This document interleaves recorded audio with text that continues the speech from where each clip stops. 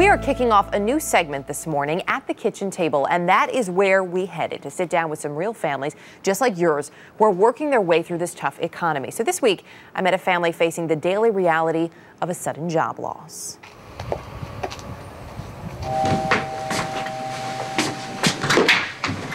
Hello.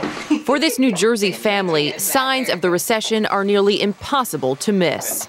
It's just frightening. It's like stores that have been in business for all these years, all of a sudden, they're closing. There's no, and it's just the whole economy. I've just never, in my lifetime, have ever seen this. But it is hitting home for this family of 5. After building a career for 30 years, Matt Goldblatt was laid off in December. Karen has 2 part-time jobs, but Matt's paycheck was their main income. And with 3 sons, including 1 in college, they quickly felt the pinch. I would say that our total income at this point is probably going to be about 50% of what it was, maybe a little bit less. Doesn't really quite cover all of our expenses. As far as our monthly bills, we've got our utility bill. This is one of the utility bills, electric. We also have gas. We've got car insurance. This is a cable bill. We have our mortgage here.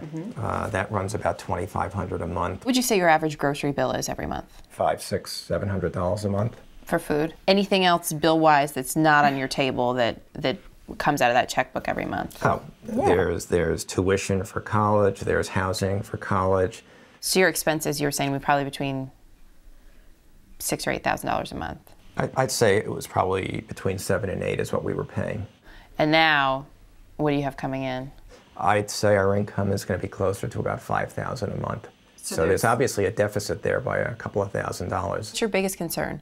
When you wake up in the morning and you wake up and you get that first cup of coffee and you're not going off to work anymore and you're going to sit at your computer maybe to look for a job, what is the thing that concerns you the most? Just how long it's going to take to finally find something. I guess if I knew there was like an end, like at the tunnel, and I could say, okay, we have 3 more months to do this and then we're done, I think it would probably be easier. But the fact that it's so scary out there, that I just don't know how long we could pretend that everything is okay. Joining us now with some much needed advice for all families who find themselves facing these tough times, like the Goldblatts, our financial advisor, Vera Gibbons. And it's great to have you with us.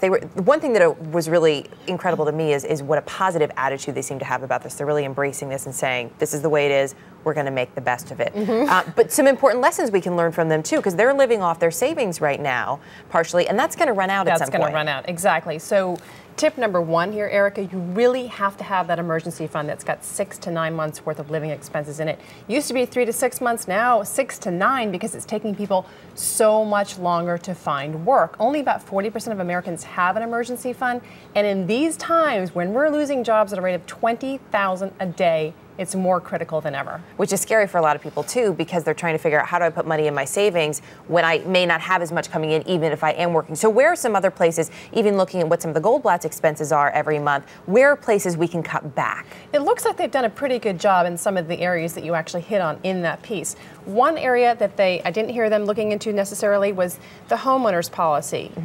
You could look into that, maybe raise the deductible to lower their premium. That's the suggestion. For car insurance, too, that might work, For car right? insurance, too, if you've got them with the same insurance company, you may be able to get a discount there. They have discounts for if you've been a loyal customer, so that might be something to look into. Their grocery bill still seems a little high to me, so maybe she needs to shop a little more strategically. Okay. And another thing that didn't necessarily come up, their mortgage. I know that that's a big expense. Maybe they're a candidate for a refinance. All right, some great things to look into, Vera. Good to have you with us, and our thanks again to the Goldblatt family for letting us come and sit down at the table.